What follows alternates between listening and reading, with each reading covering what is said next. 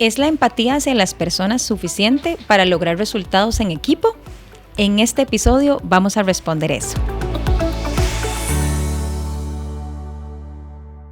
Hoy vamos a hablar de empatía y de resultados en una misma ecuación. Muy interesante porque a veces las he escuchado separadas. Y esa es la pregunta de inicio, ¿verdad? De si es suficiente ser empático para lograr resultados como líderes activos que somos. ¿Por dónde iniciamos? Este tema me encanta porque a mí en lo personal es algo que me ha salido mucho en coaching y también en los talleres que hacemos. Y es esa pregunta que me hacen, ya tengo 5 meses de ser empático, ¿cuándo puedo ponerme duro? ¿Cuándo puedo ponerme exigente?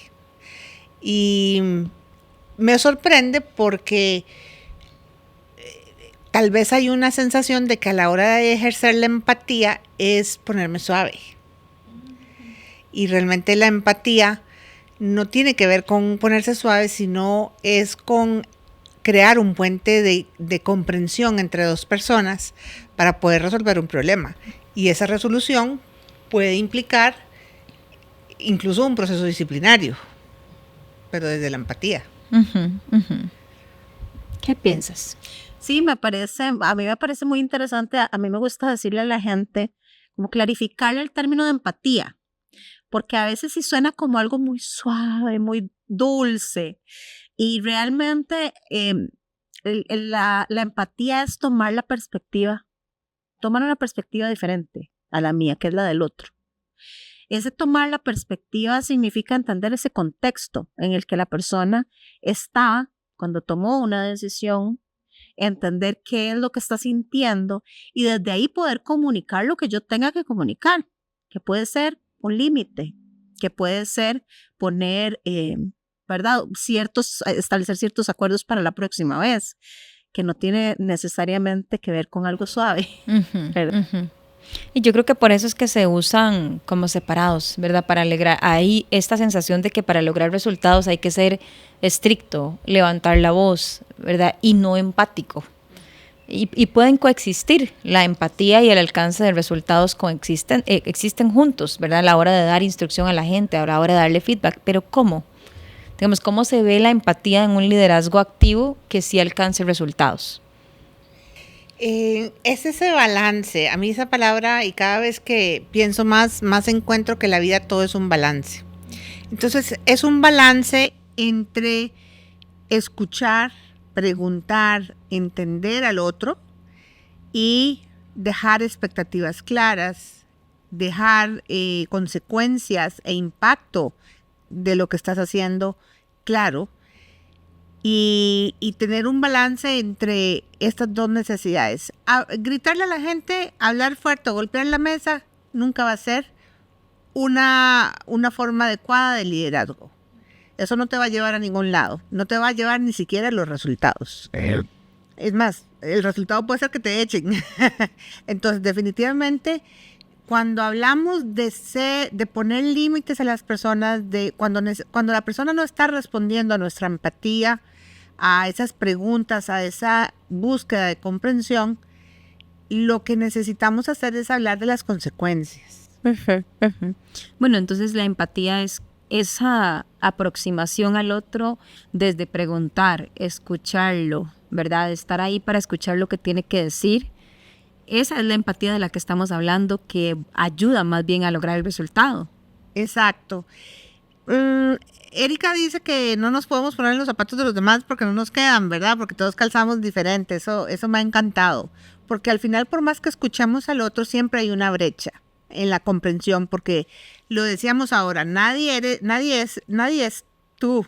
Tú eres único, ¿verdad? Entonces, no hay forma que alguien pueda comprender el 100% como tú piensas las cosas. Pero sí podemos tratar de hacer preguntas para aproximarnos.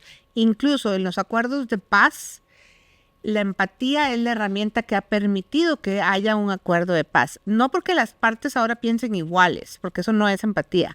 Es porque yo puedo entender que bajo tu cultura esto es importante y tú entiendes que bajo la mía esto es importante. Y ahí hay acuerdos de paz.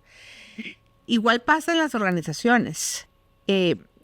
Yo necesito explicarte que esta conducta que estás haciendo y que has repetido, y claro, también muy importante, hablar desde lo que hemos observado, no desde el chisme o desde lo que llamamos, entre comillas, actitud. Es que tiene mala actitud. ¿Y eso qué es? Es que levantas la ceja. Estoy levantando la ceja, no tengo mala actitud. También, ¿verdad? El líder tiene que hacer ahí un poco de introspección. Si el mensaje empático no está llegando, es que, ¿verdad? Tal vez estoy ahí haciendo un juicio más allá de lo que realmente hay. Bueno, entonces no es ser suave, ¿verdad? No es dejar pasar las cosas. Yo siempre he dicho que uno puede hacer hasta un proceso disciplinario con mucha empatía, ¿verdad? Un despido con empatía, ¿verdad? Con muchísima empatía, porque si quiere imaginarse de ese lado cómo se puede sentir y acompañar, ¿verdad? Y validar cómo te estés sintiendo y escucharte. Pero eso es una habilidad que se aprende, ¿verdad? ¿Cómo llegamos a hacer la parte de poner límites, de decir hasta aquí o incluso decir esto no es negociable, con más empatía hacia el otro? Claro, y tal vez hay algo interesante, es que muchas veces estamos comunicando una necesidad o describiendo una situación, pero desde el juicio. Ahora mencionaba los juicios. Yo creo que ¿para qué ser empático? Para librarnos de esos juicios de valor. Porque si yo desde el primer momento en que empiezo a conversar contigo por una situación que necesitamos que cambie, yo parto de un juicio de valor de que fuiste irresponsable, de que para vos este trabajo no es importante como lo es para mí, ya ahí yo entro perdiendo. Ya me desconecto. Y me desconecto de la otra persona, porque muy probablemente esa persona no es responsable. Lo que pasa es que el tinte que se le da por las emociones que estamos experimentando de frustración, de enojo, puede traernos juicios de valores como esos y desconectarnos de lo que verdaderamente queremos lograr con esa persona, ¿verdad?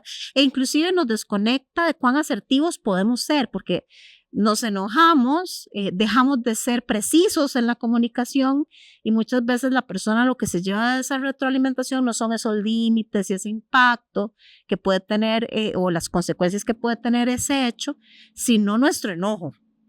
Y la posición que lo acompaña, digamos, porque desde el enojo creo que es difícil ser empático. Entonces, ¿puedo aprender a ser empático, cercano, escuchar? A mí me encanta una teoría que explica que existen hasta diferentes tipos de empatía, ¿verdad? Puede ser solo empatía cognitiva, ¿verdad? Quiero verlo como vos. Quiero entender por qué lo estás viendo así. Por eso decimos que es activar curiosidad. Tal vez yo no esté de acuerdo, la empatía no es estar de acuerdo, pero por lo menos quiero entender, ¿verdad? Y sí hay empatía emocional, que es la que tenemos, ¿verdad? En el cerebro, esas células espejo que pueden llegar a percibir lo que el otro está sintiendo, pero ocupamos un poquito de todas para fluir y alcanzar los resultados, ¿verdad? ¿Hay algo más que limite en las organizaciones ver empatía? ¿O ibas a decir algo? Ajá. No, realmente estaba pensando en esos casos que se nos hace difícil ser empáticos y usualmente tiene que ver con ese enojo del que Erika hablaba. Y creo que desde esa emoción del enojo, difícilmente como líderes activos podemos accionar y responder adecuadamente a las necesidades. Y perdemos nuestro sentido de propósito, hablando de que siempre traigo el propósito. Y si me pongo en los zapatos de tener que tomar decisiones difíciles, yo siento que me puedo enojar, pero si yo recuerdo mi propósito, puedo hacerlo con esa empatía y con ese respeto del que nos hablabas. Uh-huh. Entonces no es lejano a acercarnos a resultados, más bien nos puede ayudar. Nos puede ayudar, recordar que sí, que empatizar no es necesariamente tampoco simpatizar, ¿verdad? Que estoy de acuerdo contigo. ¿La diferencia cuál es, decías? Empatizar es comprender lo más que yo pueda por qué tú haces lo que haces. Y siempre pongo el ejemplo de piensa en algún familiar que te cae mal o de algún político que te cae mal y trata de empatizar con esa persona. Y todo el mundo dice, no puedo. Y es porque en tu cerebro lo que estás tratando de hacer es simpatizar con las ideas de esa persona. Pero si empatizamos, vamos a preguntar, ¿de dónde viene esa persona? ¿Por qué piensa así? ¿Por qué tiene creencias diferentes de las mías? Esa curiosidad de la que hablabas. ¿qué logra esta persona cuando piensa así? Eso es empatizar. Es como, cuando escucho las preguntas, es como meterse en el mundo de la persona literalmente. Es curiosidad por el mundo del otro. Y algo interesante con esa curiosidad es para lo que nos sirve, ¿verdad? Porque podríamos decir, ese es un objetivo tal vez muy, que está muy enfocado en el otro, pero también está muy enfocado en mí. Es que si yo quiero lograr algún resultado, voy a necesitar de esa conexión con esa persona. Si yo hablo en mi lenguaje, el otro no me entiende. O sea, parte de la asertividad no es solo decir lo que yo pienso, es decirlo, pero de una forma que además de ser respetuosa con el otro, sea algo que la otra persona puede comprender. Y tengo una pregunta, ¿qué le ayuda a un líder activo a entender dónde está el límite? Digamos, puede ser que yo sí tenga la empatía desarrollada, fluyo en escuchar.